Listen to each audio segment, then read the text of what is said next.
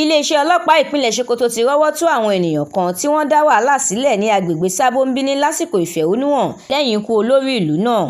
Ìròyìn fìdí ẹ̀ múlẹ̀ pé níṣe ni àwọn agbébọn ti kọ́kọ́ jí olórí ìlú kan gbé ṣùgbọ́n tí ẹ̀mí rẹ̀ bọ́ mọ́ wọn lọ́wọ́ lẹ́yìn ọjọ́ 25 tó ti wà lákàtà wọn.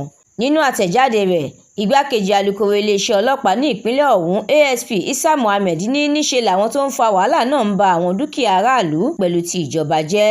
Ó ní wọ́n dáná sun ọ̀pọ̀lọpọ̀ ilé tó fi mọ́ ilé ìgbàlódé 25 tí ìjọba ìpínlẹ̀ náà kọ́ fún àwọn òṣìṣẹ́ rẹ̀ tí wọ́n ń ṣiṣẹ́ ládùúgbò náà.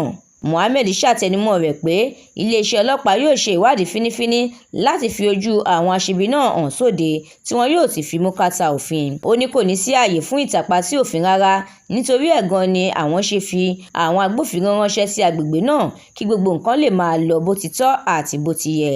Ó wá rọ àwọn ará ìlú láti má ṣe bẹ̀rù láti lọ sí ibi iṣẹ́ tàbí ọjà wọn torí ààbò tó dájú wà fún ẹ̀mí àti dúkìá wọn. Ẹ darapọ̀ kẹ́ sì tẹ̀lé wa lójú òpó The Matrix lórí Facebook, Instagram, TikTok, YouTube àti X.